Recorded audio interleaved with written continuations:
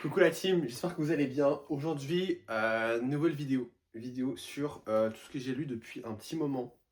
Parce que j'en ai déjà parlé sur TikTok, mais comme je vous l'ai dit dans la première vidéo, euh, ici, on va approfondir les avis et tout ça. Donc voilà, on démarre tout de suite. Du coup, ce que j'ai lu, c'est le petit Absolute Superman, tome 2. Tome 2. Alors, on va commencer par les points négatifs. Déjà, non, déjà le premier tome, qui est juste là, attendez, je vais vous montrer. Regardez-moi cette cover là. Elle est pas magnifique. Genre, c'est une cover alternative de je sais plus qui. Mais bref, incroyable. Ça, je l'ai eu sur Vinted. Mais celui-là, je l'ai acheté pour le Superman Day. Et du coup, qu'est-ce que j'en pense de Absolute Superman, tome 2?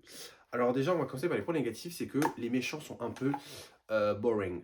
Genre, les méchants principaux, c'est Ra's al Ghul et Brainiac. Et c'est un peu des méchants un peu classiques, tu sais, t'as le Brainiac un peu fou, un peu... J'ai jamais beaucoup aimé Brainiac de toute façon, mais bref, même dans l'univers principal. Mais du coup, t'as un peu le Brainiac, un côté un petit peu foufou, un petit peu je suis un mot crazy, ok. Et t'as le Ra's al Ghul en mode ouais, moi je suis immortel, je suis trop fort et je vais mettre un nouvel ordre mondial, mais qui va rien changer, genre on va juste mettre les plus forts en avant et tout. Ok mec, t'as pas bien nous proposer, genre. Et non mais en vrai j'abuse, mais c'est un peu ça, c'est un peu boring. Donc je pense que c'est un peu pour ça que les gens ils ont pas kiffé, enfin c'est pas qu'ils ont kiffé, mais il y a eu un peu des côtés, enfin des retours un peu négatifs sur ce Absolute là.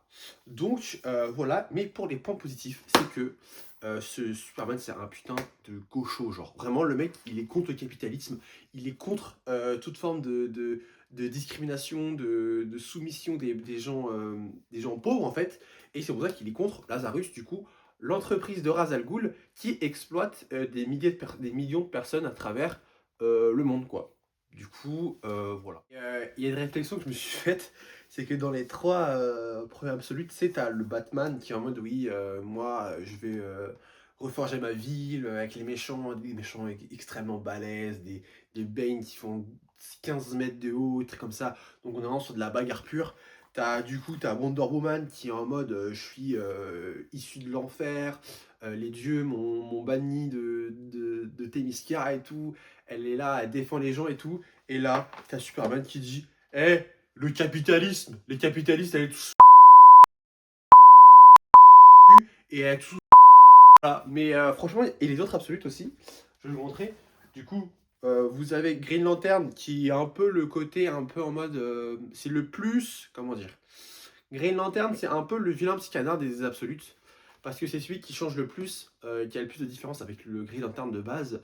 Et c'est vrai que dans le premier tome, tu comprends un peu rien. Voilà. Mais j'ai vu que dans les issues suivantes, du coup, les issues, c'est ce qui sort en VO mensuellement, je crois, aux États-Unis et qui sort aussi en France des fois. L'histoire a l'air pas mal. Du coup, voilà. Martian Manhunter, pour moi, c'est en vrai top 2 parce que je pense que je préfère quand même Superman. Mais je sais que pas mal de gens l'ont mis top 1. Donc voilà, c'est un peu un espèce de. C'est un mec du FBI possédé par un espèce alien de la quatrième dimension. Voilà. Et du coup, t'as Flash qui fuit l'armée. Voilà. C'est très succinct, mais en vrai, je vous conseille tous les absolutes. Vraiment. Juste le Green Lantern qui peut être un peu tendu à aimer. Mais il se laisse apprécier. Du coup, là, je vais vous faire un petit récap de ce que j'ai lu récemment. Tout d'abord, merci James. James Tannion fort pour les travaux. T'es le GOAT. Voilà. Donc, on démarre avec, comme vous l'avez vu dans la vidéo précédente, je vous en ai déjà parlé. Du coup, je vais pas être trop long. Les deux petits déviants qu'on m'a prêté, qu'on m'a généreusement prêté, voilà. Et qui est une histoire, comme je vous l'ai dit dans la vidéo précédente, efficace, qui fait le taf, vraiment. Et je vous la conseille vraiment si vous aimez les trucs de serial killer, un peu fan de true crime. Donc, je vous la conseille. Ensuite, on a Derrière la porte, ça raconte l'histoire d'un jeune enfant qui fait de nombreux cauchemars à peu près tous les soirs. Et en gros, il y a un espèce d'alien chelou monstre qui se cache derrière son placard. Et en fait, il est en plein déménagement. Et on se rend compte que la situation de couple de ses parents, elle est vraiment pas bonne, tu vois. Donc, tu peux faire le lien entre les cauchemars, est-ce que c'est vrai ou est-ce que c'est pas vrai, et la relation qu'entretiennent ses parents, du coup, entre eux. Voilà, donc vraiment hyper efficace. Vraiment, c'est très. Ça se lit en même pas 1 heure, enfin même pas, voilà, ça dépend de la qualité sous-lisée, mais franchement c'est hyper efficace, c'est court, c'est rapide et voilà. Ensuite, nous avons The Department of Truth, tome 2. Alors, Department of Truth, exceptionnel. Le tome 1, je l'ai lu, je l'ai dévoré. Celui-là, j'ai eu un peu plus de mal parce qu'en fait, je l'ai lu, mais pas dans les bonnes conditions parce que j'étais extrêmement fatigué. Du coup, j'ai pas pu profiter de l'écriture de James Tynion Ford parce que c'est très verbeux. Ce tome-là, il y a beaucoup de parlotte, mais c'est pas pour me déplaire parce que ça parle de théorie du complot, ça parle de plein de choses. Donc voilà. Pour rappel, ceux qui ne savent pas ce qu'est The Department of Truth, ça raconte l'histoire d'un espèce de département secret qui n'est pas vraiment relié avec le gouvernement, qui en gros protège le pays des théories du complot qui peuvent se matérialiser dans la réalité. On me dit, mais qu'est-ce que tu me racontes, gros? Parce qu'on est dans un monde où si assez de personnes croient à une théorie du complot ou à une idée, ou je sais pas, comme les reptiliens par exemple, ou la Terre plate, ben en gros cette idée va se concrétiser et se matérialiser dans la réalité de ce comics. Voilà. Du coup, c'est pour ça que en gros, tu as une organisation méchante, entre guillemets, qui s'appelle Black Hat et le Department of Truth, qui, d'un côté Black Hat qui essaie de matérialiser un maximum de théories du complot et de, par exemple, le Bigfoot, la théorie des reptiliens, qui essaie de matérialiser un maximum d'idées comme ça. Et du coup, tu as le département de la vérité qui essaie justement de faire l'inverse, d'atténuer toutes ces croyances à travers la manipulation des médias, la manipulation des réseaux sociaux. Donc voilà, donc c'est hyper intéressant, c'est très touffu, comme il y a beaucoup de choses, beaucoup de références, beaucoup de choses, mais il y a un petit côté explicatif à la fin de chaque chapitre et je trouve que c'est exceptionnel et les dessins sont grotesques. Voilà. Donc, si vous aimez les théories du complot, je vous conseille. Voilà, c'est de James Tynion Ford, toujours, et de Martin Simmons. Voilà, un dessinateur exceptionnel. Du coup, là, je vais vous présenter, premièrement, un comics que je suis en train de lire actuellement, et un autre que je vais bientôt commencer incessamment sous peu. Du coup, le premier, c'est un gros bébé.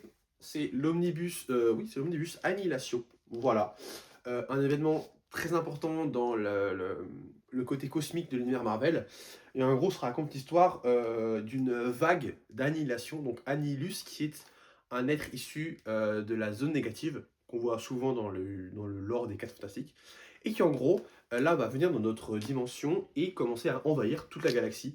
Du coup, on va voir tous les personnages comme Nova, le surfeur d'argent, Ronan, aussi Thanos, et le Drax et le Super Skrull.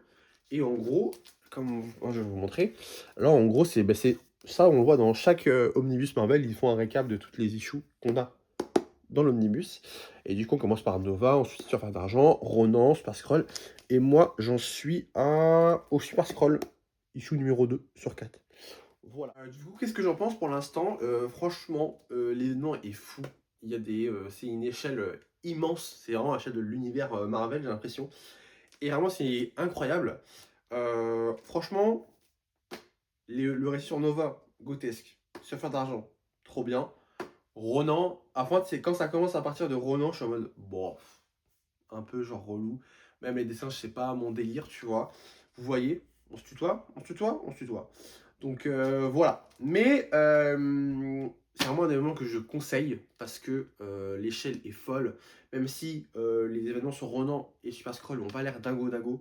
Mais vraiment, faut lire cet événement. C'est exceptionnel. Je sais que je ne l'ai pas fini, mais j'ai très hâte de le finir. Et je me précipite pas. Ouais, je suis à la moitié. Je l'ai commencé il y a un petit moment. Mais vu que je lis plein d'autres trucs à côté, donc voilà. Je suis un peu ce genre de lecteur qui lit plein de trucs en même temps. Mais voilà. Et ensuite, le truc que je vais me lancer aussi, c'est Sandman volume 5 de Neil Gaiman. Ça, je ne l'ai pas acheté, je l'ai prêté à ma bibliothèque parce que je ne veux pas les acheter.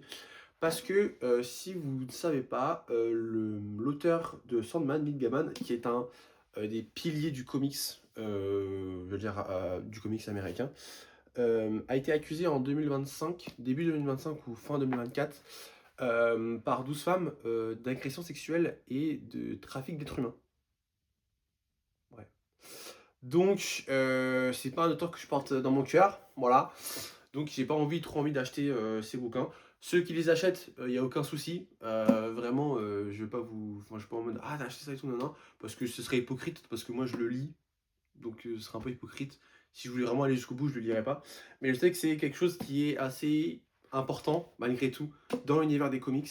Et malheureusement, ce comics souffre des actes de son auteur, malheureusement. Mais bon, ça reste une histoire. Et le pire, c'est que c'est exceptionnel en plus.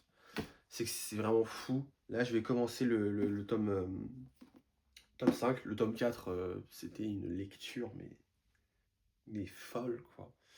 Et et vraiment, ça me crispe. Genre, moi, je suis énervé de ce truc de. Mais quel. Ce mec, il a écrit un banger, mais c'est une sombre. Mais bon. Voilà. Donc, c'est vraiment exceptionnel en plus. C'est ça qui est dommage. Mais voilà. Et je vais bientôt le commencer. Et peut-être je vais en parler en cours de lecture ou quand j'aurai fini.